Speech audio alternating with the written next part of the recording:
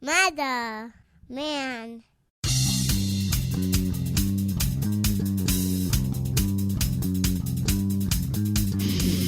Spreading faster than a case of the clap in a trailer court. Able to shatter eardrums within a 666-mile radius. A podcast more brutal than all the rest. It's Murder Metal Mayhem!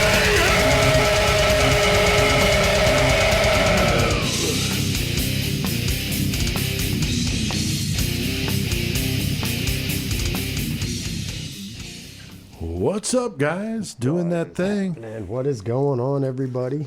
Got everybody here tonight. Got me and Chris and Joey in studio, and CK's on the fucking mic with us. Hell yeah. How's it going, CK? I'm good. How are you guys? Doing good, man. Fuck yeah. Joey, you doing all right over there? Doing great. Awesome. I just got on vacation. Yes, sir. Oh, that's yes, even sir. better. Yeah, like got off vacation work and I'm mode. Like, yep. Nice. What a way to kick it off. Doing a little Murder Metal I'm Mayhem. stoked. Dude, I've been on vacation for the last year and a half. I was going to say, Right, CK.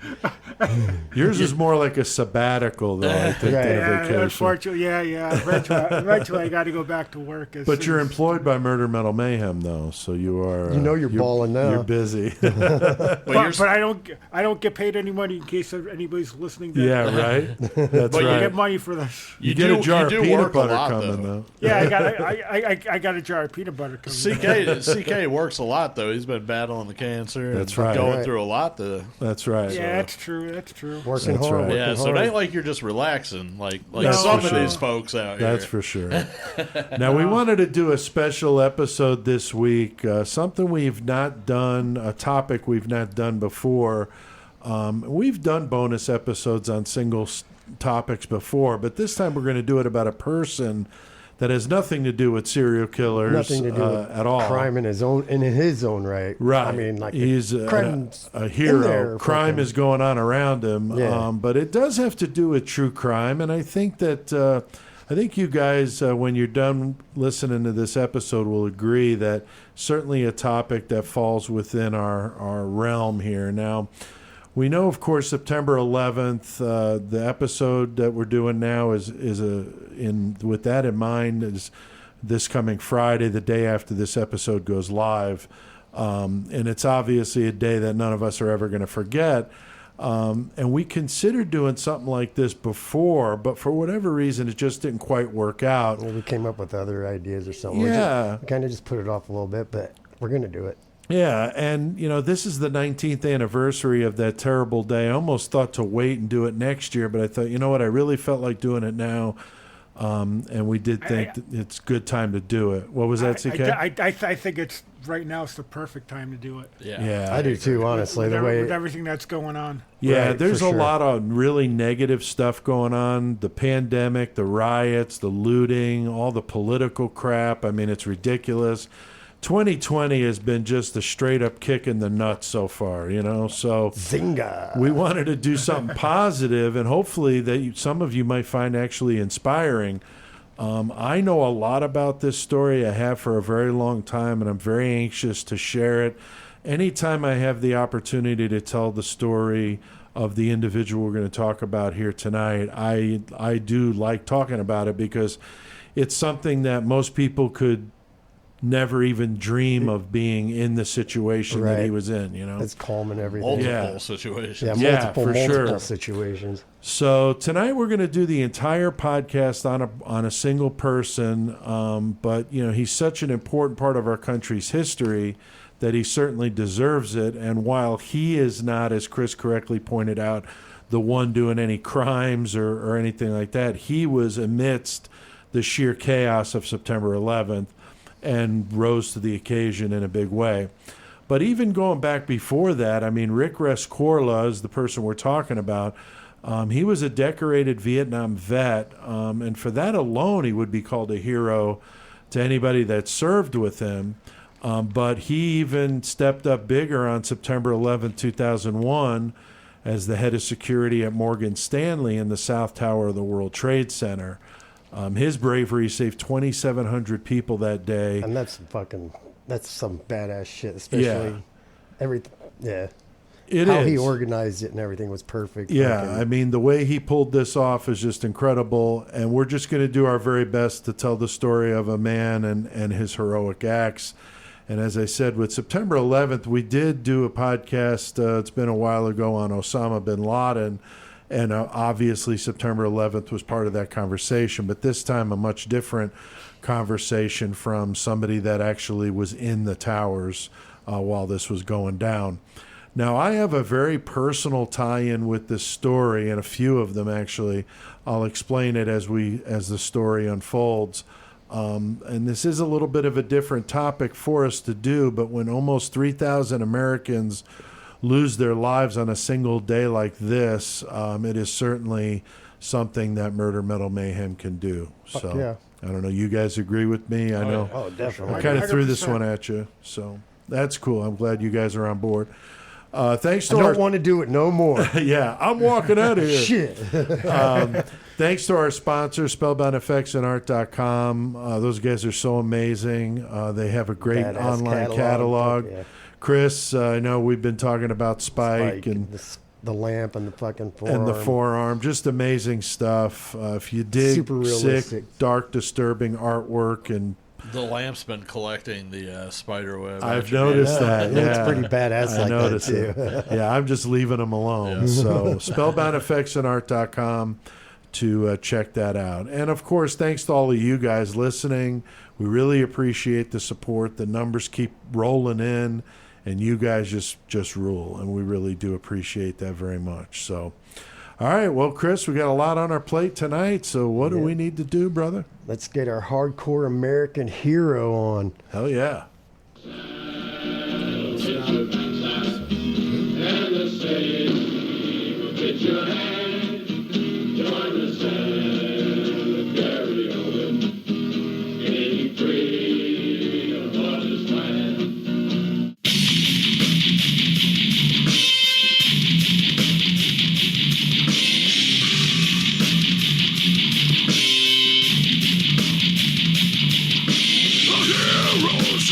The world starts to crumble, he's got the plan. He faced evil when others ran. A hero's last stand.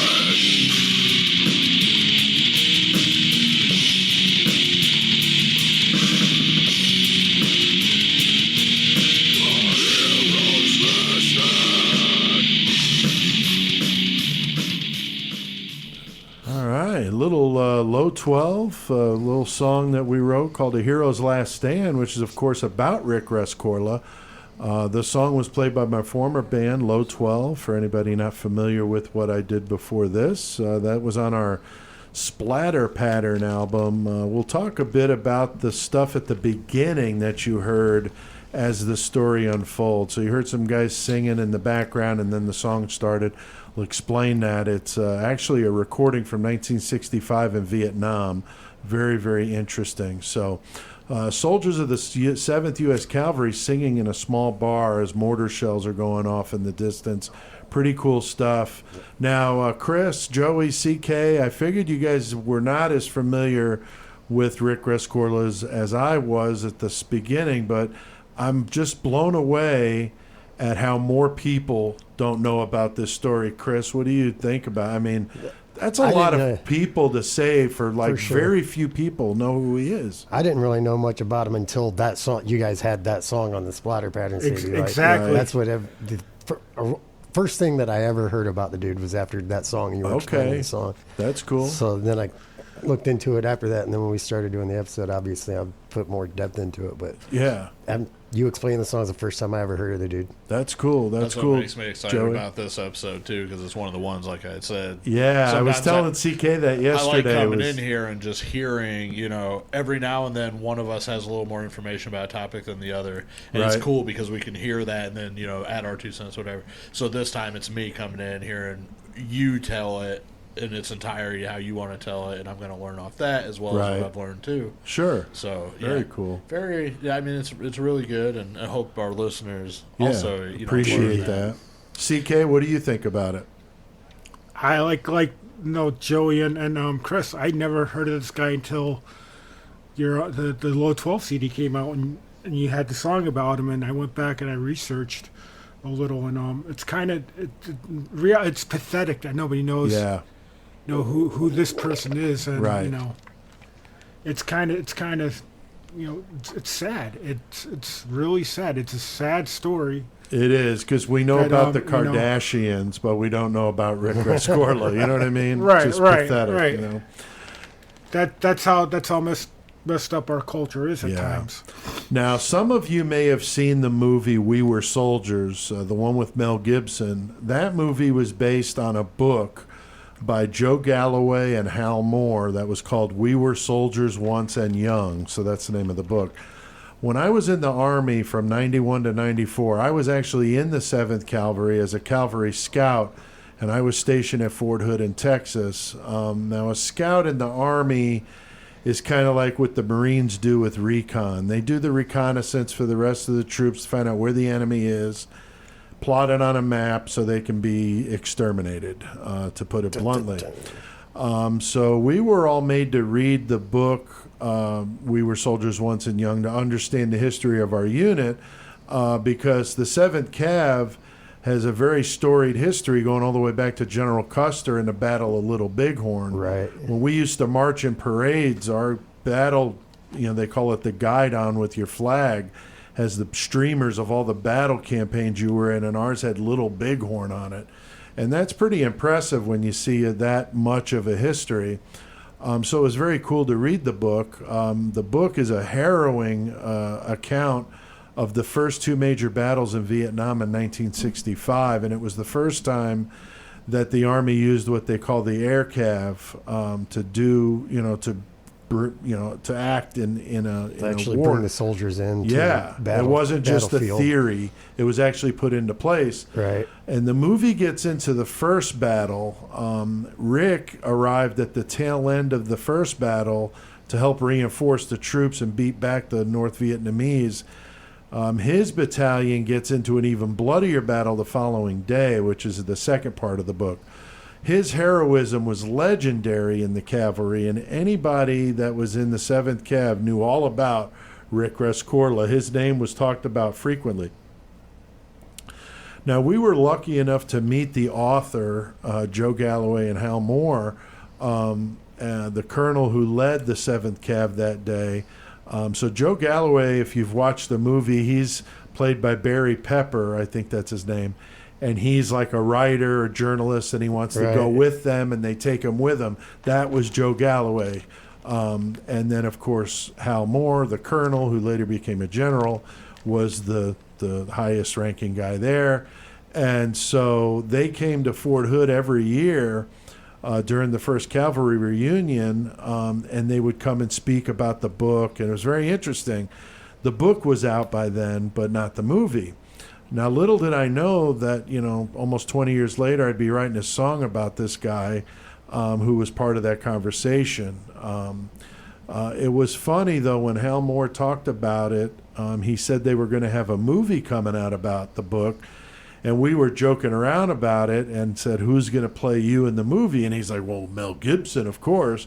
Because at the time, Mel Gibson was like the action star, Yeah. And we all laughed, like, ha, ha, ha. And then, like, years later, I'm sitting home watching TV, and I see this movie trailer come out, and I'm like, We Were Soldiers. And hell it's a no, fucking it's Mel Gibson What the playing hell, Hal dude? Moore. That's friggin' awesome. That's insane. Yeah. So that's crazy.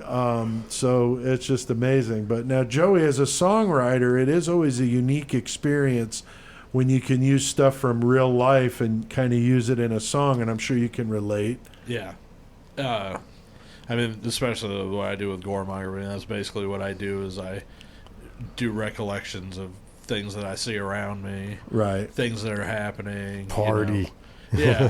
and I just put it into, musical Sure. form. And as far as musicians go and stuff, some of my favorite for sure and always will be are the storytellers. Yeah. Somebody that's gonna I can sing along or read along with their lyrics or whatever and get into what they're talking about into a story. Right. That's always gonna be the best way. So Yeah, I'm the same way. That's why I know, Chris, you're not a fan of King Diamond, but me and CK are. And he's one that tells a story, There's a lot of bands, Queensryche did it with Operation Mindcrime. Right. Yeah. Really like that kind of stuff. To me, it takes it to a whole different level when you can do that. And that's why I like to do with Low 12, where we had a couple albums like that. So that kind of thing, as you also, I enjoy as well. Yeah. Now, Chris and CK, I know you guys have seen the movie We Were Soldiers. I've never seen it. Oh, you haven't seen it? No, I've never seen it. CK, you watched it. What did you think about it? I mean, it's any war movie is rough, but this one's especially brutal, man. I mean, it was definitely brutal. It's probably the brutalest one I've ever seen. I mean, I've seen some, because I was in this like this thing where I was watching Vietnam movies all the Right. time, and Yeah. that was probably one of the most brutalest ones I've Yeah. seen. You know, and as far as reality of it, it seemed like it was definitely showing the reality of what Vietnam was, Right. along with ones like Hamburger Hill Oh, yeah. and Full Metal Jacket. I'm Yeah. sure, along those lines. Yeah, and I think the one thing that was cool about We Were Soldiers is they show what it was like back home when they're going to the wives of the guys in Yeah. Vietnam and telling them their husband's dead. Yeah. That's messed up. And But they that show was that in the movie, how the super Colonel reality. Moore's wife was going from door to door Yeah, telling all straight- these other wives their Yeah. husbands weren't coming home. That's some That pretty would- heavy stuff. Yeah, that you would know, be so- a rough job to have to do. yeah, and that was the really, I thought, good message about that movie was that they showed that side of Right. it, side you maybe aren't as familiar with. It was cool when they were talking, Rick Rescorla basically like knew the movie was coming out, book, all that stuff, but he was so humble about it. He never wanted to see it or read anything because he didn't. He said he didn't, didn't look feel for the comfortable, glory. right, reading about himself in that light, and he never Yeah. considered himself a hero. He said the men that lost their lives, Right. Right. He were the always real said heroes. that. Yeah, and he's Yeah. on the cover of the book, Right, too. Yeah, yeah, So he's that's literally on the kinda cover of the crazy, book. Yeah. But I just always And, thought and, it was and, cool. he, and he took the lives that are lost. He took that to his Yeah. his He did, grave. He yeah. was He did. It haunted He him. always, It definitely haunted him. yeah. So Rick is actually born Cyril Richard Rescorla in Cornwall, which is in southwest England, on May 27th, 1939. Now, he hated the name Cyril. I don't know why. Why would you hate that I'm name? having a hard time even saying it. And as a young boy, he would marvel at the U.S. soldiers he saw in England during World War II because they were training in Cornwall for the upcoming D-Day invasion in Normandy. He loved that shit, dude. He did. He was fascinated by it. He loved the way people respected them. He loved the way the uniforms looked. He wanted to be called Rick because it sounded more American. So he went by Rick ever since. He dreamed of being a paratrooper, and he knew the American military was the place to be if he was ever really going to do that. So that was just kind of a dream of his. Now, in 1956, at the age of 17, he joins the British military, which was required at the time for all boys to do for 2 years. That'd be crazy. There's a lot of countries like that. I know Korea's like that. There's several of them in Europe and in Asia that are that way. He fought with them in Cyprus and then joined the police in Rhodesia and fought against the communists. So he was all about fighting against communism. Like all the way back in the day, which is insane that it came to Yeah. the point that that's exactly what's happening. Yeah, it's very interesting how the communism then later becomes radical Islam. Very, very, very interesting the way he just was just plagued by that. Just And really even bothered way him. back then when he was in Rhodesia, he was, decorated Oh, yeah. an honored member of the, Oh, yeah. of the unit. Yeah. Yeah. Yeah, he stood out everywhere he went. Right, He was yep. the best everywhere he went. He was the He man. was. Even like in school and shit, he was still like got all the girls loved him and led all the boys is basically what they said. Like Yeah. Yeah. Just an amazing person, man. just a leader in general. Yeah, natural leader. So after 3 years of that, he returned to England and then went to work for Scotland Yard, but I read that he hated the paperwork. He missed the fight. Men who fought alongside of Rick said he was born for war and definitely earned the nickname hardcore. Hardcore. Oh, they were because saying of that how- wasn't his name. That's just what he was. Yeah, I mean, they were like, never saw somebody so fierce, so intense, and so calm in the chaos, which in a war situation, I never was in war, but going through basic training and stuff, obviously that's what they're trying to get you ready for. And they try to create that chaos as much as possible and then see how you react to different things. Some people can't deal and they curl up in a fetal position and they just can't do anything. Right. And then some people like him just like act like it's nothing and just do their thing. Which, so pretty amazing. As we continue, you'll find out he did till his last day. Yeah, exactly. Literally his last day. Right. Now, in Rhodesia, Rick met his longtime friend Dan Hill, who would later convince him to leave England and come to the United States. At first, he wanted to join the Marines, but he changed his mind. He joined the Army instead. And Dan tells a great story of Rick saving a village in Rhodesia from a lion. I guess there was this lion on the loose. And he just goes and gets his double-barrel shotgun. Put one shell in it. Like, he's pretty cocky that he was going to kill it in one shot. Pretty much charged him. He just blasted it like... Yep.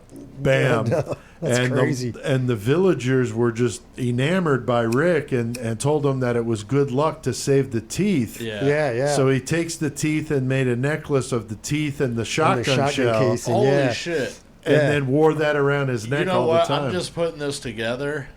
I think they made a movie about that. It's probably based off of that. Oh, wow. Called It's Not a Cry in the Dark. That's the one with the dingo ate the baby.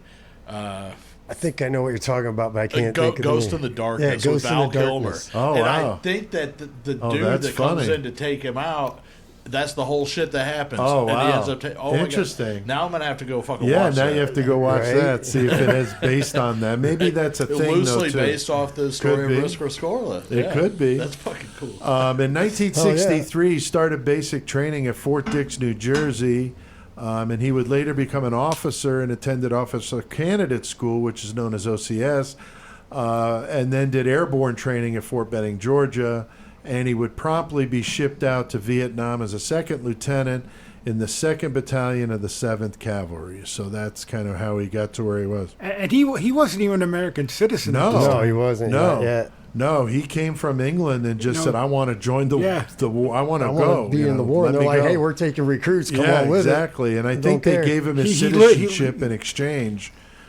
Yeah, he lived at I read he lived at the YMCA until he enlisted. Yeah, I think I read that too. Now, Chris, at this time, Vietnam is ramping up, and Rick would definitely see some action because, like you said, there was a shortage. So they're looking for anybody that was willing to go over there, and fight. And he saw action right out of the box. Action quick, and like we were saying, like everybody in his platoon and other platoons and higher ups than him instantly noticed, like, man, this guy is he's hardcore. Intense. He's going to do action. Right. He always he was never behind them telling them what to do or whatever. Right. He'd be out there freaking right in the front. Right in the front with his rifle going, He was ready to just take care of business, and that's what I think about him. Yeah. I thought was awesome. Never hiding behind your guys. Natural born leader. Let's go, follow me, boys. We're going. Yeah, because some people would lead from the rear, Right. and be on the safe, side. But he's like right at like, point, no, I like gotta right get up in there. the front. He wasn't going to do anything. He wasn't going to have his men do anything that he wasn't going to do. Exactly. Now, Rick would serve under Colonel Hal Moore, the person I mentioned earlier that would come to Fort Hood every year, the guy that Mel Gibson played. Later, Colonel Moore, of course, became General Moore. Together, they would take part in the first major battle of Vietnam, where the Army would try out how the air cav was actually going to work for the very first time. And if you saw the movie We Were Soldiers, they talk about this a lot at the beginning, because I know Mel Gibson, is playing the part of Hal Moore, is concerned, like, am I going to be able to pull this off? Yeah. Right. Because you got Apaches and Cobras. I don't know about in Vietnam if they had those too, but you got helicopters. Like when I was in, it was Apaches and Cobras. Bradley fighting vehicles were the light reconnaissance tanks, and the M1A1 then later became the M1A2, the big ass kicker tanks as well. So all of that going on at one time.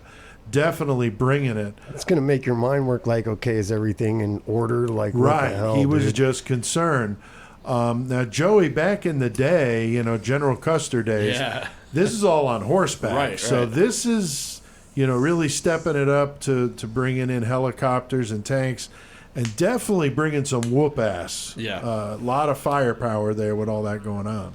I mean, that's absolutely sure. It's fucking just the evolution of war, basically. Right. But it's kind of fucked up to think about, like, with horses. So it's like the one thing you can't get a DUI on. You can take your horse to the bar because it can get itself home. Right, it has its own brain, so it's making its own decision. You know what I'm saying? Okay. That's the technicalities behind it. But you can get pulled over on a fucking lawnmower and get a DUI. Sure. Anyway, so with that in mind, now think about this. You're relying on this beast that you're riding on in this fucking war environment. Right. Holy shit, back in the Custer days, like, Right. how many You can't times get are you spooked, fucking up you know? just because the horse spooked? You Yeah, know what I'm saying? exactly. Like, damn. Now you got a dude flying this machine. What if it breaks down? Which is less likely, I would think. Way less likely. I mean, it doesn't happen. And it was cool too at As Fort much. Hood. They had the horse platoons and stuff. Yeah. Oh, did Still, they? like for Yeah. show. And Well, that type of like parades parade. and shit. Yeah, it was really cool.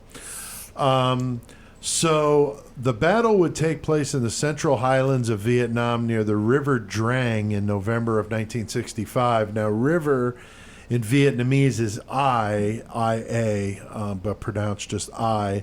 So the battle was known as the Battle of Ai Drang. Now, while they met a huge resistance from the North Vietnamese army that were dug into the mountains and had thousands of men waiting for us to arrive, so this is a bloodbath. You had helicopters dropping off and picking up the dead and wounded in what they call a hot LZ, which would be landing zone. And some of those pilots made dozens of these trips under enemy fire. I mean, talk about some fucking brass balls. Being able to land a helicopter. Everybody's shooting at you. multiple times. After the first time, you're just still like, okay, going to pick up more and coming back. There's some of them did dozens of them. Like after one guy just I'd got be like, the Medal of Honor. Like shit. recently, one of those pilots just fairly recently, within a couple of years, just got his Medal of Honor for doing that. Nice. Which I'm like, what the hell did you wait that long for? Right? Yeah. 60 years later. Now CK, you watched the movie. You're talking about, as you mentioned, some fierce fighting. I couldn't imagine landing a helicopter in that. I mean, it was called the Valley of Death. Right. Where they were fighting, and they weren't expected to come out alive. No. So, basically, flying a helicopter, you don't know if you're going to make it out. Yeah. They were outnumbered like 4-1, so it was crazy. And these were young kids. Yeah. I can't imagine, this happening now, or we'd be in serious trouble. And the thing is the Vietnamese had just beaten the French. The French had just gotten their asses whipped over there. So these guys are cocky. Right. They were dug in, and they had a labyrinth of tunnels in this That they mountain. already had. So when we got And there, it was they were very ready for Pretty us. much prepared already. It was a warfare we never knew. We never revolved in jungle guerrilla warfare before. It was a demarcation line before that, and the other Right. wars. This one, it was something that America never was involved in. Right, so, and we wouldn't really have any place here in the U.S. you could simulate like that. You know what I mean? That I could think of. Not without having to build something huge. Right. So as the afternoon wore on and our troops were nearly decimated, the 2nd Battalion arrives with Rick Rescorla. Guys that he served with said he was a natural leader and came out of the helicopter ready to go. As bullets are raining down and bodies are dropping in every direction, and they told him that we were completely surrounded, Rick says, He said, good. We can attack from all directions. Yeah, we can attack in any direction we want. So that's a way to put a positive spin on that. Yeah. We're totally surrounded. Well, that's cool. We'll just attack him whatever way we want to Everybody go. aim away from each other. That's fucking right. Start blasting off. Go. And he starts getting his platoon to dig out foxholes deeper than the other troops had done, and he put steps in them so they could raise up, shoot, and then get down deeper and not get hit.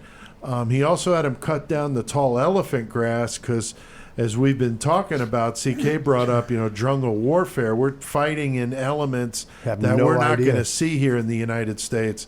So they set up landmines around the perimeter that definitely would fuck up any NVA soldiers coming in.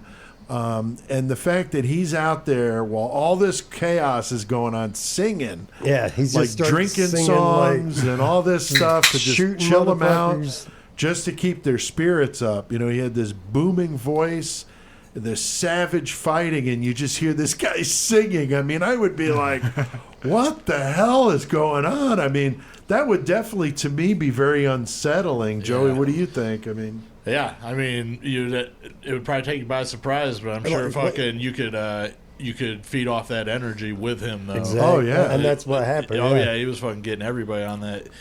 You were talking about him digging the foxholes deeper and creating the steps and all that. It's like, man, where's the motherfucker come up with something that fucking that quick? That's yeah, right. been And you gotta fighting since he was 17, Exactly. though. This dude's That's the been thing. forever. He's like, I Been got there. an idea. And he got taught in Britain.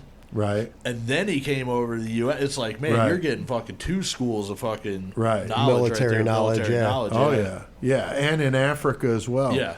Now, Chris, I mean, it's hard to imagine being in some situation like that, tired, wired up. You got this guy pumping you up, but you could die at any second. This guy's singing like Danny Rolling over here. I mean, I haven't seen that movie, but I have seen like other war movies to where I could see people being like fucking this guy starts singing or whatever, and somebody just tripping out, just what are you doing? Stop! Right. Like freaking out on him. Right. I could see some shit like that Oh happening yeah, too. yeah, for sure. I would be curled up in the ball. I'm not lying.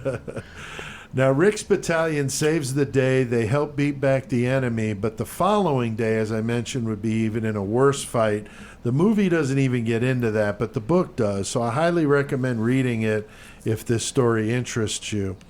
Now, Rick would go on to complete his tour in Vietnam. He only lost, which is unbelievable, 6 men in the years he was in Vietnam. Just lost 6 guys. That's insane. But each one of them impacted him so greatly.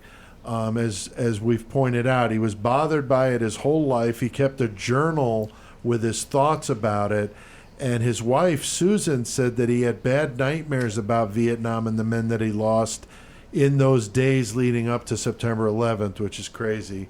And she knew, and he had said, I'm never going to leave anybody behind again, ever. Not ever. Really messed with him that he lost those 6 guys. But holy shit, I mean, 6 guys in the 2 or 3 years he was in You're out there Vietnam in is straight pretty up, in amazing. straight up war. Yeah. Is it?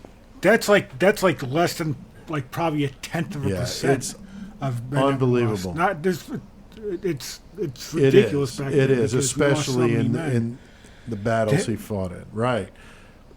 And to him to feel guilty about losing only 6 men, I think it should be commended. Right. But he just wasn't that way. Now, he got from his time in Vietnam, he got a Silver Star, 2 Bronze Stars, a Purple Heart, and the Vietnam Cross of Gallantry. He left duty in 1967 as a colonel, but remained a member of the Army Reserves until he retired in 1990. He was put in the Infantry Officer Hall of Fame and was given the Presidential Citizens Medal posthumously in 2019 by Donald Trump. It does make you wonder how much that necklace with the lion's teeth played in him being able to walk through the raindrops so many times. Man, because he didn't have crazy. it. He didn't have it He in the did tower. not. He did not. He gave it to Dan Hill. Soldiers would tell Rescorla these soldiers would tell these Rick Rescorla stories. Generations they would be told, and when the book was written, it just kind of immortalized it. And I heard those same stories that many years later in 91 to 94. Joey, it's amazing a guy like this with his accomplishments didn't even mention it to anybody at Morgan Stanley. You would think that, somebody that did that much stuff would be like, look at me, here's my medals, here's this. But he was extremely humble. They always say that about the real people that were in the shit, though. Yeah. Well, and as we know, like Rescorla, basically his whole life, he didn't want no commendation for what he did. Right. He was doing what he did because it was what he felt was right in his heart, and he really believed that shit to the truest. Right. And so he was just doing what he needed to do as his part, and the fact that he carried that weight of losing, those 6 men. I just don't think that it would ever come. I think if somebody had known about him and had brought it up to him at work, maybe had invited the conversation, I don't think he would have strayed from it. No, I don't think so. But I don't think it was just something he just wanted to come out and talk about because he just wanted. Yeah, he was doing what he was doing for that day. Right. Which seemed to be how he always acted. Yeah, because he was still in the reserves when he was working there, so that's pretty amazing. I think, like, with somebody like him and, other people I've heard who have made it through some, terrible battles and things like that, everything that I've noticed about those people is that they have an exact confidence that they are doing what they're doing. They're not likely to fucking to freeze up at a second. You know what I'm saying? Right. They're very sure of their actions and what they need to do, and they're going to get through the situation the best way that they know how. And they're not going to be in fear of what could happen because they already know that could happen. And True. I think those people can push it behind their head and face forward, and that helps them survive better. I think a lot of people maybe get caught up because, or people that get killed in warfare probably was in a situation where they just didn't see something, or it was just a bad situation where they weren't paying attention, and that sucks. But you get somebody that's that aware like he was, man, that's the difference right there. It's amazing. Now, he would go on to the University of Oklahoma to study writing. He got a degree in English. Then this guy goes to law school, gets a law degree, teaches law in South Carolina, publishes a textbook while he's there in his free time. He for real lived all over. He did, man. After Unbelievable. the war, whole new fucking did all life, sorts of stuff. Yeah. In 1985, he left the profession for a higher-paying job at Morgan Stanley at the World Trade Center, South Tower, floors 40 through 70. He was in charge of the safety of 2,700 people, and they were the largest employer in the World Trade Center. Now, Chris, that's a big responsibility, but he took it very, very seriously. Dude, 27 people is a huge responsibility. I'm rough with my kids, bro. Right. Yeah, 2,700. That's a lot of people. 2,700 people, is insane. And organizing the escape route, like knowing how to do it, is awesome. Yeah, that's a shit ton of people. I couldn't even imagine. No. And that being on your head all the time, like, how do I do this? Right, because he was obsessed with their safety. I mean, he just would not rest. And what's, he anticipated, of course, after the first bombing, Right. But they said that he had anticipated something happened, so he already had everything ready. Yep. And man, that's so important, right? It is, man. Now, remember how Rick felt about the communists and he fought so hard against them in Rhodesia and in Cyprus. Then, as a U.S. Army veteran from Vietnam, of course, fighting the North Vietnamese soldiers, which were, of course, communists, he also freaked out at the Pan Am flight that was taken down in Lockerbie, 1988, over Lockerbie, Scotland.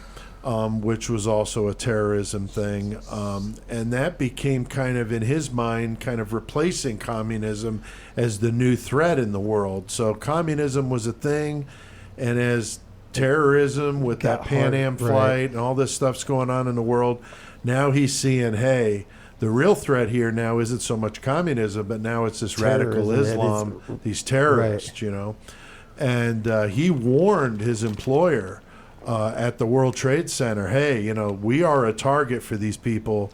They are definitely out there, and I think we have something to be worried about, but they wouldn't listen to him. So he brings in his buddy Dan Hill, who I mentioned earlier.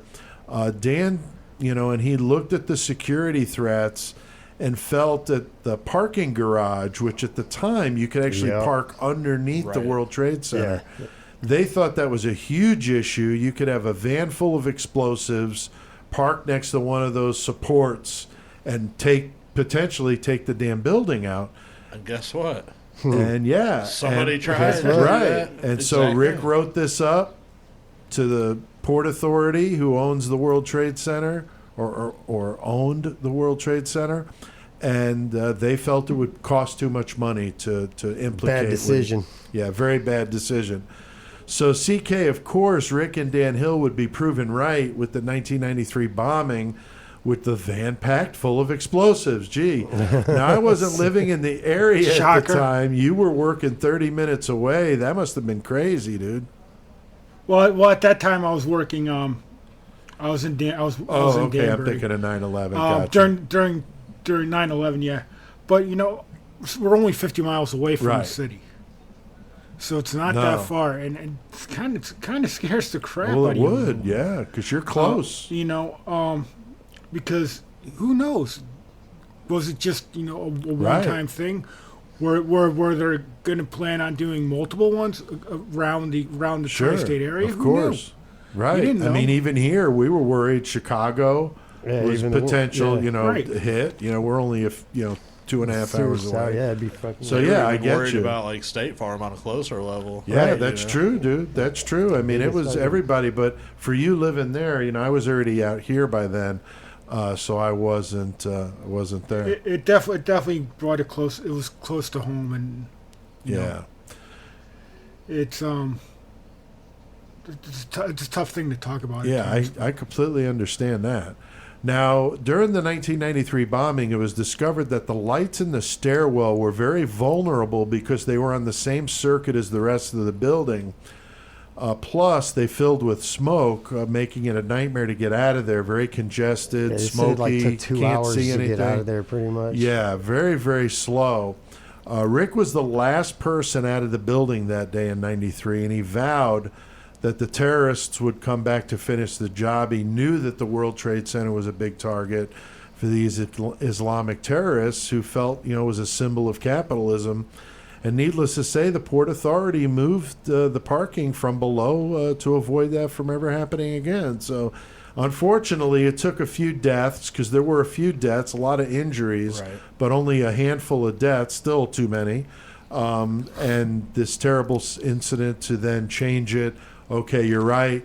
Let's move the parking from underneath and do it differently, Right. and to avoid that. So, anyway, so that's good. But Rick, of course, not content with hanging back and Oh, hell no, not like, resting on his There's laurels. something else. Like, I Yeah. gotta take care of these people. I mean, Jesus Christ! If you already got that in your mind anyway that this is going to happen, then all of a sudden that happens, you're just Right. like, Yep. yeah, Told you're you. never Possible. going to fucking Yeah. tell me different. Anything's Exactly. possible. You opened up the vulnerability of something Right. happening there, so you obviously Right. knew there was a bigger chance of something else bigger happening than what happened in 1993. Right. So he brings Dan Hill back, and together they looked at the threats. They actually called it Team Rescorla, which was Dan Hill, Rick Rescorla, and their friend Fred McBee. Fred's an author who I actually became friends with when I get to that part of the story. But Fred is a really nice guy. If you see the video of the unveiling of the statue, you can see Fred. He speaks for a bit, but Fred's paraplegic. He was injured. He was before he was a writer, or maybe in his early writing days, he rode broncos, like in the rodeo. Yeah. Oh, no shit. And he got hurt. I think that's how he got hurt. And Yeah. Huh. anyway, Fred's a very interesting guy. Anyway, the three of them became Team Rescorla, and they would look at the issues and assess that they felt the big vulnerability was from the air, which is amazing. And that They predicted that. they did. They totally made the call. They bought a cheap flight simulator program. Fred talks about this in the documentary. And he was like, I never used the flight simulator program before. I was dumb to it. I hooked it up to my computer, and I could very easily fly a plane into the World Trade Center. Right. It was extremely simple to do. It's such a big target, you can't miss Yeah, it. you can't miss it. So that's what they figured, was they were going to have, they weren't thinking of jumbo jets, though. They were thinking of smaller small private freight planes yeah. packed with explosives, but not a 747 Right. fucking with coming shit on totally it. Yeah. people on it. Right. So that was a surprise. However, they really assessed that was the big threat. But of course, Rick can't stop a plane from hitting the building. So he urged them, let's move out of here. We got to get out of here. Morgan Stanley said, look, our lease is until 2005. We We're here. We're going to have to deal with it. Yep. So, Joey, I cannot imagine the frustration of trying to tell somebody, you know, Yeah. these threats, like you said, Right. already was right once, Yeah. like eerily right, and they didn't listen to him then, No. and then later had to comply. Now he's doing this to him again, and they're still like, Yeah. whatever, man. Which and what's fucked up? Why do they employ him there? Right. For that safety, reason. True. And it's like he's That's a telling good you point. there's He's a not like a third-party consultant. Right. He's an employee. Right, and he's telling you, look, this is why I'm. It's not like he's a fucking accountant that's there. Right. That's like, holy shit. He's the VP of security. Exactly. Like, that's what he's Right. doing. This is what he's trained So for. it's fucked up that you wouldn't listen to something like Yeah, that. exactly. And especially after the first one. Like, And I'm sure his employer knew of his military status Yeah, because he was in absolutely. the Guard, so they would have had to let him go and Yeah. stuff. So that's incredible to know the man is that decorated from war. You hire him as your head of security, and then you don't listen to him. yeah.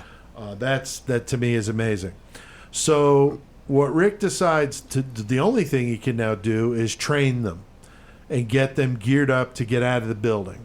So if you watch the documentaries about him, the people that would go on and talk about, the fire drills that he ran, where, you're on the phone working a deal because you're at Morgan Stanley, so you're there selling stocks and doing all this financial trading. And here's this guy yelling at you to get off the phone and get up and do a fire drill. Nobody You wants to get kind of listen. aggravated, and thought he was almost a little kooky about it.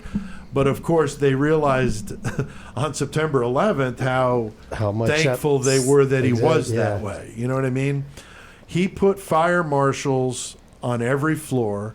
He taught them how to be able to find the exits without light. He taught them, if this exit's blocked, you go to this one.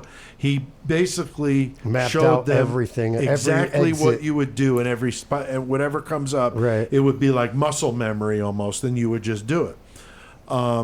He had the lighting on the stairwells put on an emergency generator, Which, and makes sense. and put ventilation in the stairwells so they wouldn't fill up with smoke.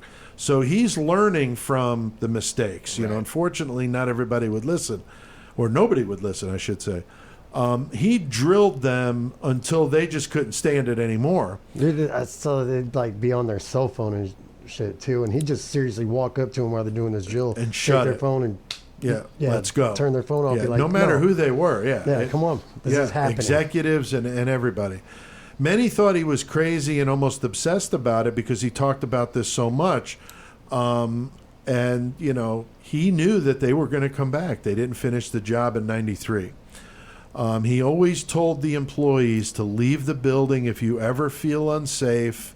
No matter what anybody tells you, you do not hesitate. You get up and you get out of this building as quickly as possible in an orderly fashion. Don't push, don't shove, help each other, be good Americans. Right. He pulled that, on September 11th, told them that. Now, of course, this would wind up saving their collective lives on September 11th. But in 94, Rick is diagnosed with prostate cancer. He has the surgery to remove it. But in 98, he found out that it had spread to his bone marrow, only given 6 months to live. But you mean, CK, you're fighting with cancer. I've been through it. I mean, it's a brutal fight. Yep. And you know what this is like, especially when you're given grim odds like you were. I was not nearly like you, but I was given 50-50 odds I would die before the summer was over, and that was pretty freaky. I can't imagine with your odds in the beginning especially. But he fought, kept it in remission, got married a second time in 1998 to Susan, who I got to know very well. He was bigger than life. I mean, anything you read or see or hear about Rick, he sang, he wrote plays. I mean, law professor, law degree, textbooks. I mean, by the way, fought in a war. Yeah, 2 really tours hard. of Vietnam, a Silver Star, 2 bronze. I mean, the dude is unbelievable. Unbelievable. She talks about when she met him. If there's ever a Superman, he was Yeah, I probably mean, that it. story Susan tells of how she met him. He was running barefooted. on the concrete, He like wanted to running get an like a idea. jogger, you know. And she said, "Why are you running in your bare feet?" And he said he was writing a play or a book about Africans, Yeah. and he wanted to know what it felt like to run in your bare feet. Yeah. So I think that's crazy. As a writer, I can appreciate the commitment to want to really know what that's like. Speaking of that, well, I'll save that for another day. It's not appropriate with this conversation. Anyone that knew Rick, knew that's how he was, and Susan just spoke so highly of him. The cancer returns. Rick is given a very bad prognosis from the doctors, but he refuses to stop living life to the hilt. And he would often question, Dan Hill talks about this, how he wondered, did I get every bit out of it? Like, could I have done anything else? Right. Just wasn't content. Like, he felt like he was driven to do something else. And of course, we all know that he was, which just makes this story almost send chills up your spine, to be honest with you. On September 11th, 2001, he wasn't even supposed to be at work. One of his guys needed the day off, and he was covering for him, so that even makes this that much more poignant. He covered for one of his employees. He's there, September 11th, and we know how this played out with what happened that morning. The attacks were right after 9 o'clock, so he would have Right. been at work. They said he got there about 7, so he'd been there a couple hours. Excuse me. His office is on the 44th floor of the South Tower.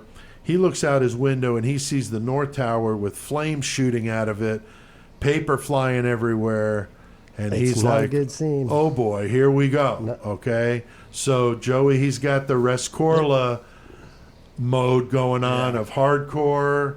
Now it's on. Now we're not joking and playing around. Now, like, this is the real thing. Right.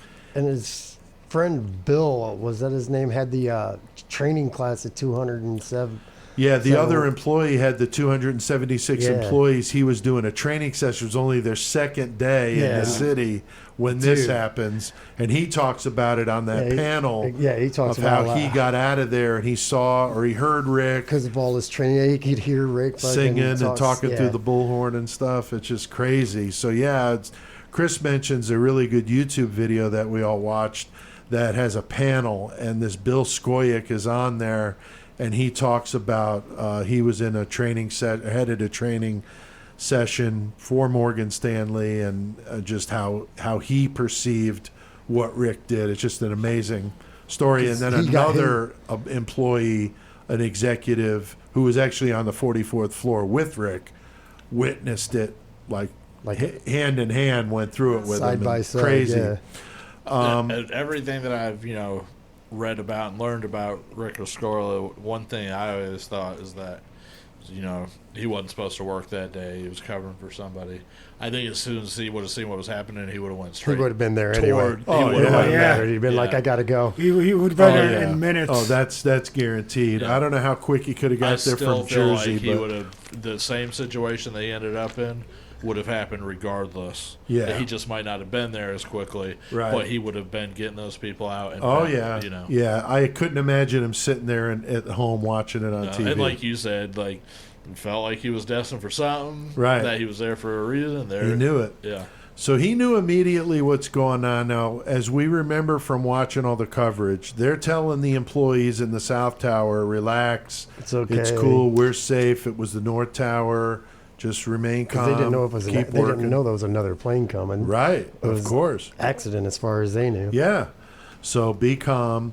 So, of course, Rick gets out that bullhorn, and he knew This ain't no drill, baby. we got to get out of here. So they calmly got up. They followed their training, and Rick is singing through the bullhorn. He's singing drinking songs and war songs. Telling and everybody this is a great time to be an American because you're just like together. They're all like, going to talk about you tomorrow on TV. You know, be good Americans, help each other, don't push, don't shove, relax. 2,700 people down the stairs, 2 by 2, man. 30 floors, man. That's crazy. In a building of that size, 2,700 people. That's just unbelievable. The fucking fear. I can't even imagine. I know. So, going down those steps, every step's knowing fucking, any second this damn thing could come down, especially after, you know, the second plane hits. Right. And the survivors telling these stories are so amazing. And there's a picture of him. It's the last picture ever taken of him. He's on the stairs with the bullhorn, with his 2 guys, security employees with him. And that's what he was doing. He's on those stairs, and he's directing the traffic, and he's just telling them to be calm and rest. You know, he's helping certain people that need the help. I mean, the guy's just unbelievable. All over this building. Meanwhile, he's got prostate cancer. He's not doing well health-wise. He's bigger than he had ever been because they show pictures of him. Rick was an extremely fit guy in his youth, so, I mean, I'm sure that had to weigh on him, too. He's a bigger dude. He's older now, you know, and up and down these stairs like he's 20. I mean, unbelievable. You know, I can't help but wonder with his fucking, you know, convictions and shit. I mean, I don't know because I'm not in a situation or anything like that, but if I was told, hey, you got cancer and your life's going to be over anyway, and I'm going to be like, you know what, fuck you, I'm going to go out how I'm going out, I'm going to save this whole fucking place, and if I go out that way, I chose that. That's true. You know, fuck, that's the ultimate fuck cancer. Sure. So that's a good way of looking at it, man. Now, Chris, once again, just like in battle, he is calm no matter what's going on. All hell is literally breaking loose, and he's getting hardcore. Oh, he's totally... I mean, think hardcore, you think going out there and rushing. He's like hardcore is in solid. Right. Solid. Everybody's like panicking and crying and shit, and he's sitting there singing to them. Like talking to people. Telling them to relax. That's hardcore. Yeah. That's a pillar. Now, of course, the South Tower gets hit. The employees of Morgan Stanley keep going down these stairs. They're evacuating. Rick was last seen on the 10th floor stairwell. As employees are leaving, he's going back up.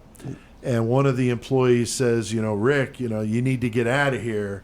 And he says, you know, I will when everybody's out. Yeah, going to but check until every then, floor, I'm here. Sweep, like, that's a lot of work right there to do everything. Go try and search for everyone. Right. And just like he did, you know, with the guys he lost in Vietnam, he was thinking, there's no way in hell I'm leaving somebody. I'm going to live with leaving anybody in this building.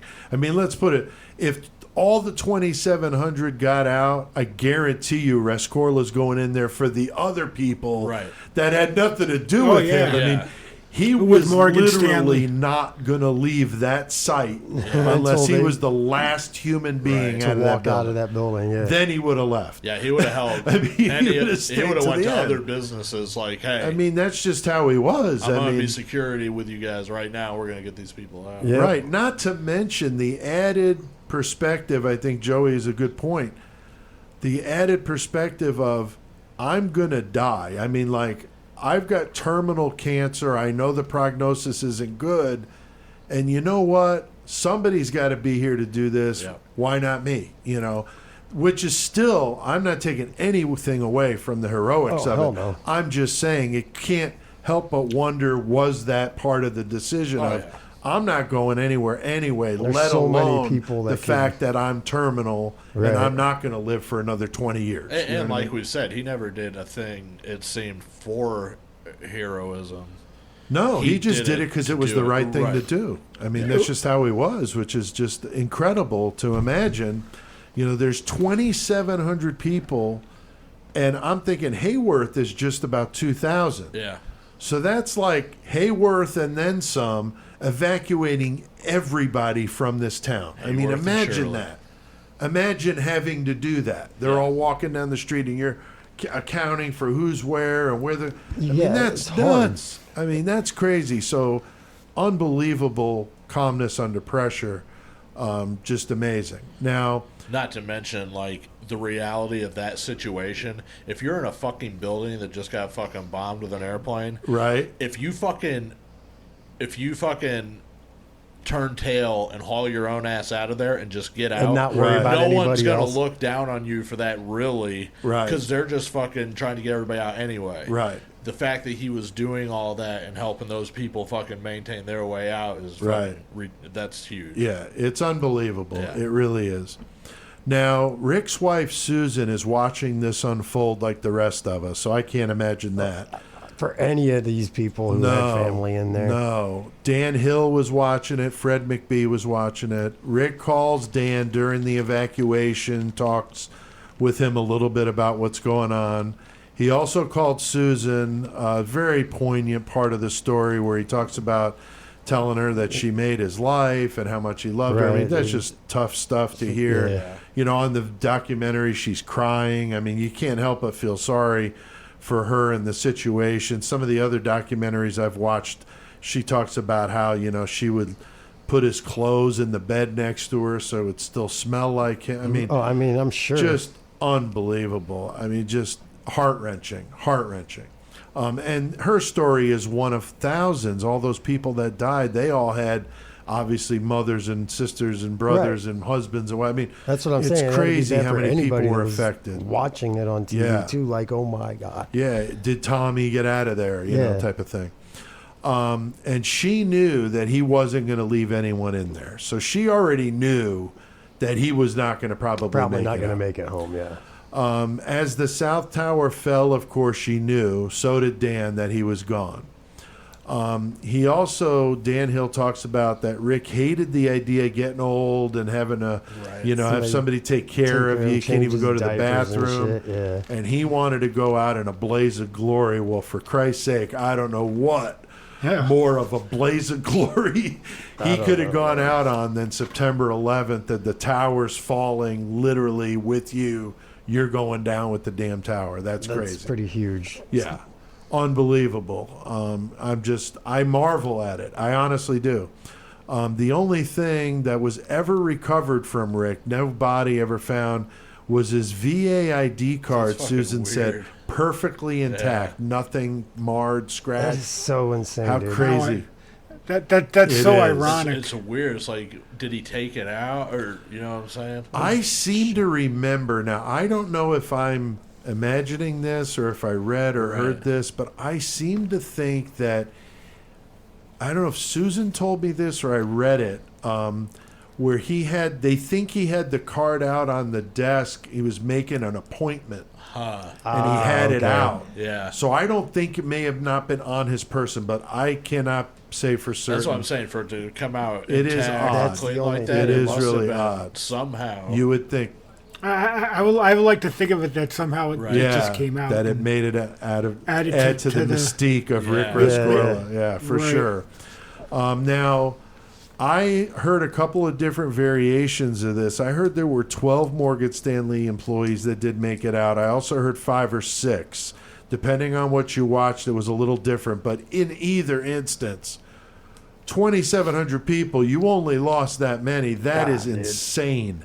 And of the ones they lost, they were Rick and his people. And his people, yeah, 10 And of then it there to were 12. 2 others that didn't want to come out with the rest because they were afraid after 93 of the congestion. So they wanted to let the crowd kind of dissipate and then I'll come go in at last, the end. I'm fine, I'll yeah. go in. Yes, we'll go out with the last of them. Right. And unfortunately, they didn't make it, okay?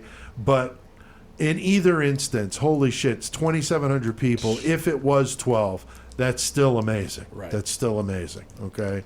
Other employers in the towers, of course, the ones above where the planes hit, I mean, they were doomed, suffered much, much higher losses. Now, CK, I mean, we know how crazy this was. Each of us could talk about our experiences. I don't want to do that here, but I can't imagine what it'd have been like for anyone that lost somebody there to just keep seeing this over and over. I mean, 3,000 people were lost. That's still staggering. I can't imagine being a family member and having to live through that. Yeah, it's I know firsthand because I had a friend who lost his geez. dad. and 9/11. So it took a toll on the family. Yeah, for we sure. had some family there, but they got out fine. My mother worked. I don't know if it was a friend from school or where she knew her, but she was a secretary, and she was down in the lobby getting their mail, whatever floor she was on. And they were all telling them, stay at your desk, stay at your desk. Anyway, she's in the lobby, and she sees pieces of the building falling. And she's like, I'm getting out of here. Yeah. Yeah, And I'm she leaving. calls upstairs to them, and they're laughing at her, like, oh, come on. And she's like, no, I mean, like, I'm getting out of here. Like, I'm gone. leaving. And she left, and they all died. Yeah, that's Oh, messed man. up. So, yeah, so I'm sure, CK, being where you're living and we're living at the time, I mean, you probably heard quite a few people that lost people or knew someone that lost somebody. Oh yeah. I've also heard people who were supposed to be at work that day. Yeah, For some those are reason the or the weird other. stories. Never, Yeah, so strange. Stroke.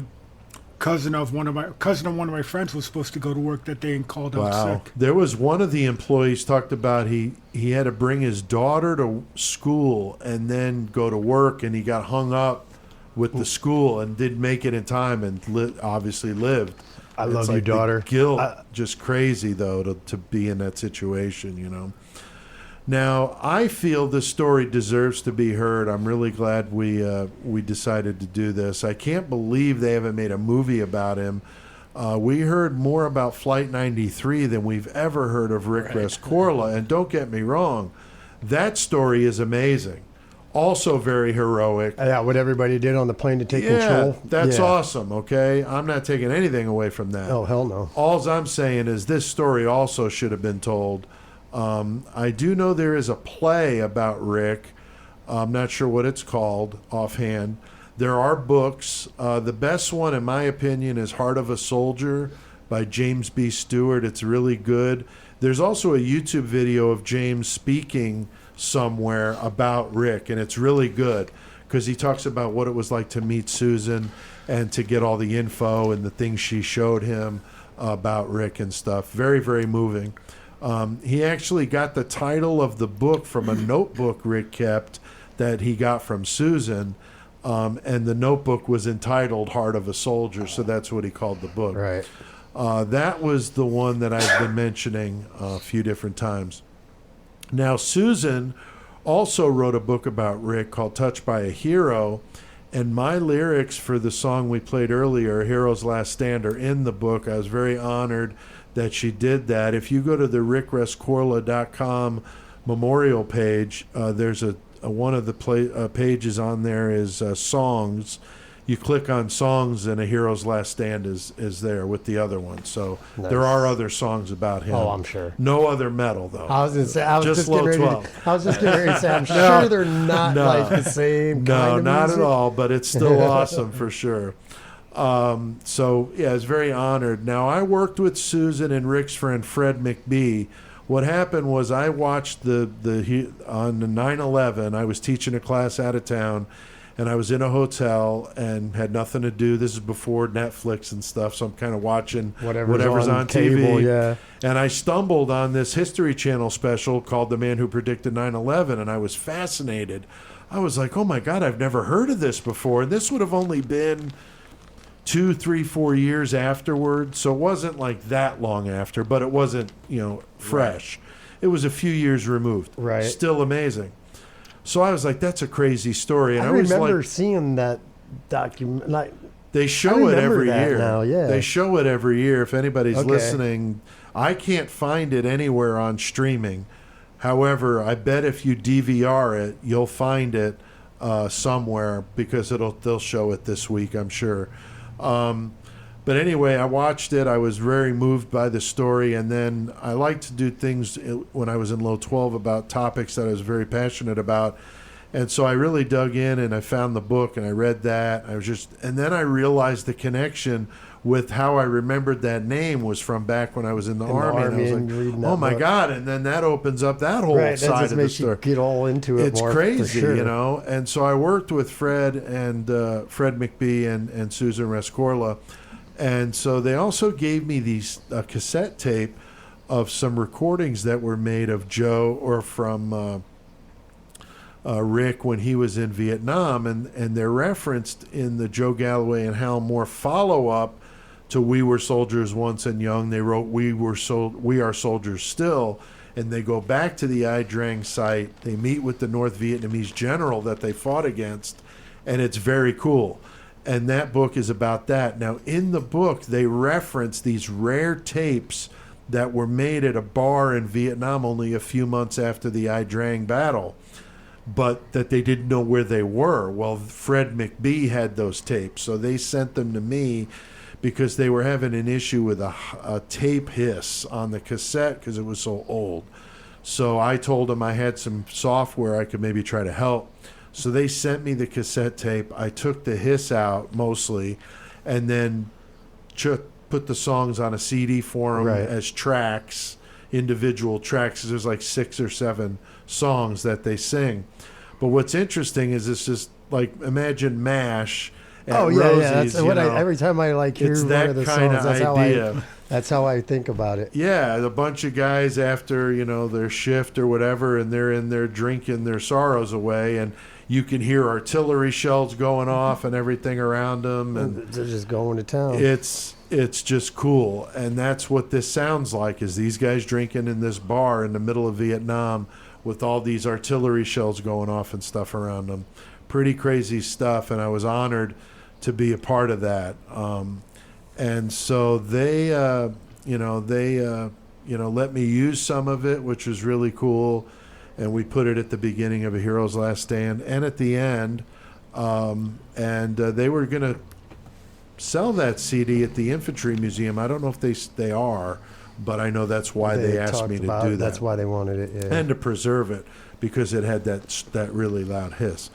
I'm not sure if they did, but in either case, I just thought I'd mention it. Now, Chris, it's amazing how much of an impact Rick Rescorla had on so many, and how he died like he wanted to, and in a blaze of glory. Like you said, like the impact on everybody's lives. You look at his radar man from when he was in Vietnam. Yeah, they were attached together with a 6-foot long cable from the radio. That's true for the whole duration. Yeah, 6 feet tethered to each other, literally. Right. And some of the stories the radio operator's telling, he's like, Rick's just blasting off his rifle, runs out of ammo, doesn't have grenades, and so he's tossing him. The radio guy's tossing Rick his grenades and just popping motherfuckers still, dude. Yeah. Like a boss, dude. If you go out and watch some of these documentaries and these panels, the stories they have, it shows you the real impact they had on people's lives like that. Right. And insane. you think if one person would have survived one of those battles, that would be like a story of the ages. But then to do it that many times and then come home and then go through 9/11, I mean, holy shit. I mean, that's just, it's like, that's nuts. It also kind of makes me think of that movie, Memphis Belle, how they had to do the bomb run all the bunch of times and shit. Yeah. And like all the times he went into battle and just came back out of it. Yeah. It's an amazing story. It really is. Now, I've mentioned several books here. I would strongly suggest all of them if you want to learn more about Rick. His memorial website is rickrescorla.com. We'll link to that in the episode description. There's a lot of information about him, a lot of pictures. There's some video. There's the songs, as I mentioned. There's ways you can donate. There's all sorts of things you can find out about Rick on that website. It's very, very informative. Strongly suggest it. The History Channel special called The Man Who Predicted 9/11 is very good.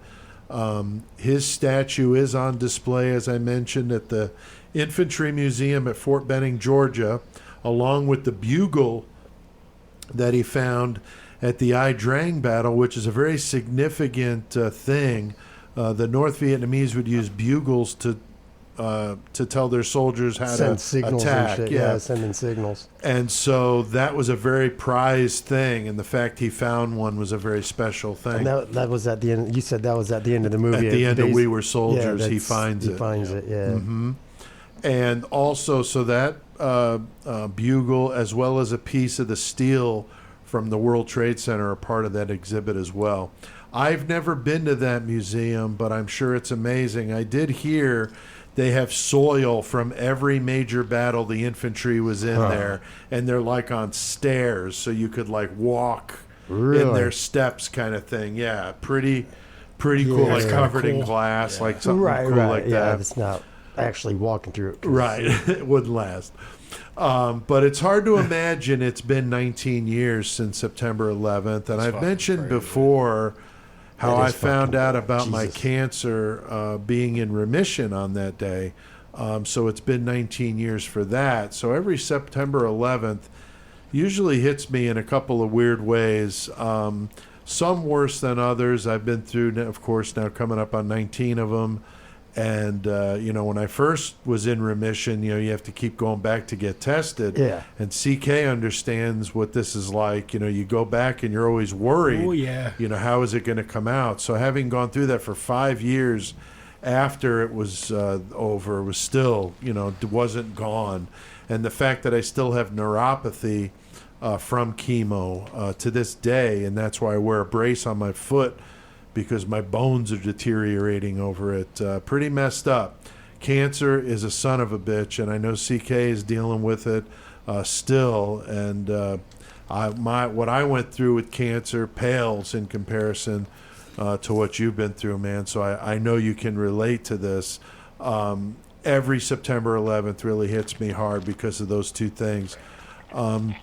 It was a horrible, day, but good news with the cancer stuff for me. So very weird that it happened between the first and the second plane hitting. Yeah. Was when I got the call. That was really weird. Yeah, it's like, oh, this sucks. Oh, this is awesome. Oh, this sucks even worse. Yeah, exactly. Yeah, because I was at a school and I heard the first plane hit as I was pulling in, and then I stopped my car and my nurse called and said the cancer's in remission, and then I hung up. I was like, holy crap. And then I went into the school to see if they were even going to still, be there. Yeah. And they were getting the kids out of there, and they were all huddled in the office and saw the second plane.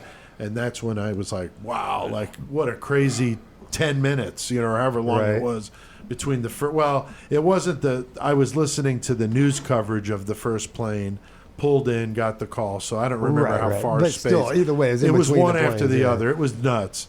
It's crazy. 19 years ago, was Jody pregnant when that happened? Yeah, Cole's 18. No, yeah. Like she was pregnant with him at that she was time, in, right? Yeah, wow. Yeah, she was pregnant with Cole, and she was in Salt Lake City, and they canceled all flights. Her and her mom were in Salt Lake City, and they canceled all flights, dude. Oh, this sucks. Ain't going anywhere.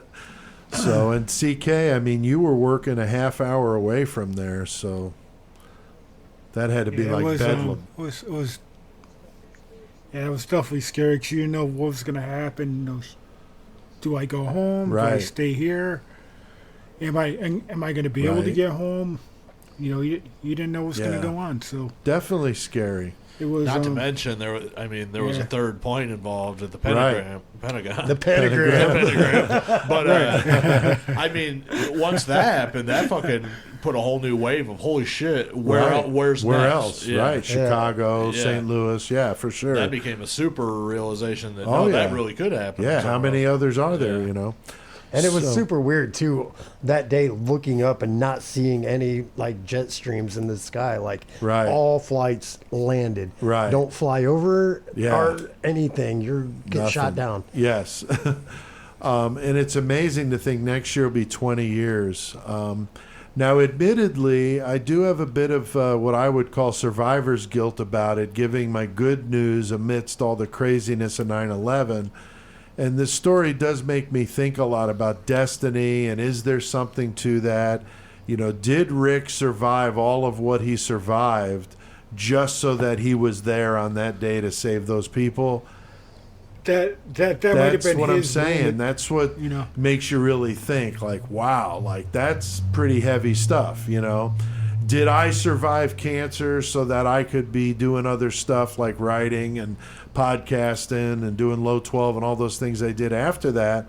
it makes me wonder. It really does. So, along that line, a little off topic, but talking what you're talking about, one of my best friends, Joe Pankey, passed away when we were, a little bit younger, and anyhow, he had been going to college in Mattoon, got in a fucking crazy car wreck down there.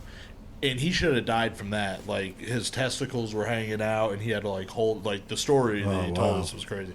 Anyway, he had lacerated his fucking artery and was, out in the country, and nobody found him for a really long time. So, So he should have passed away from that, and he didn't.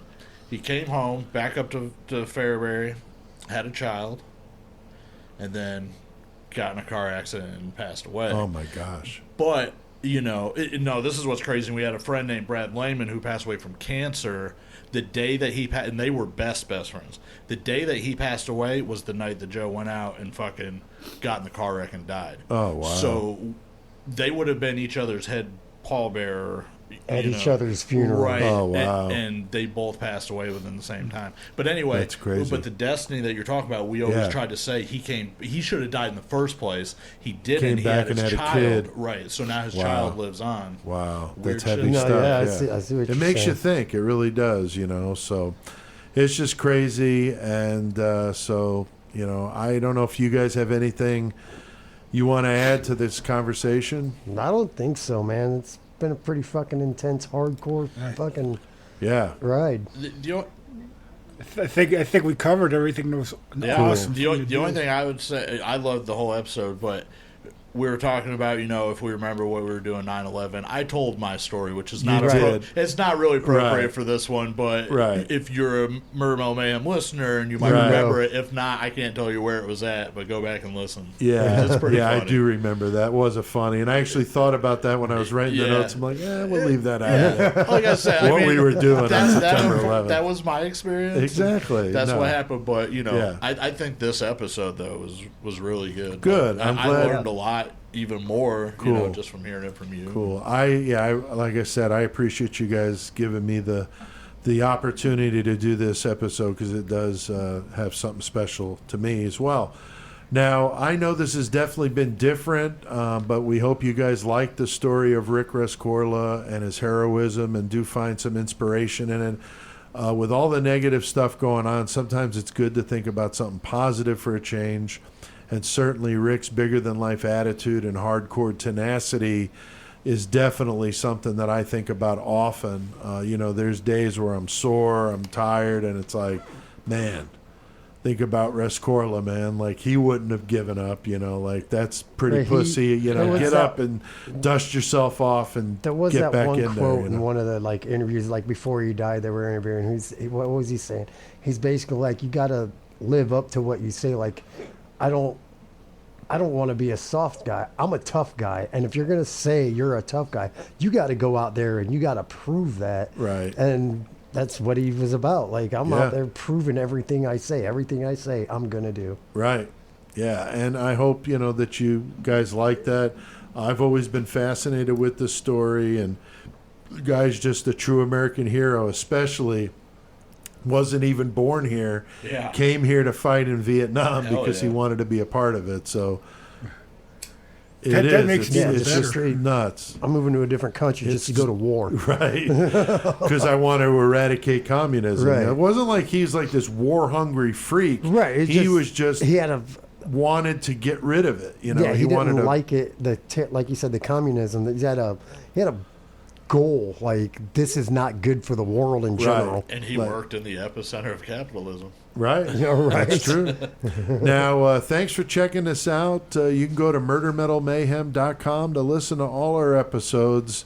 Like us on Facebook, follow us on Twitter, and subscribe to our YouTube channel. And you could support the show. Join that 666 Club. Be a Patreon member. And we'll have all the links to this stuff in the episode description so you can get that way. Thanks again. We'll see you guys next time. And we'll leave you with a little Rick and his platoon singing in 1965, only a few months after that Idrang Valley battle. So have a good one, y'all. Yeah, hell yeah. Horns high. Later, guys. Take care. The next song is The Legend of the 7th Cavalry, written by Lieutenant Rescorla And during this song, Lieutenant Rescorla will also sing the solo part.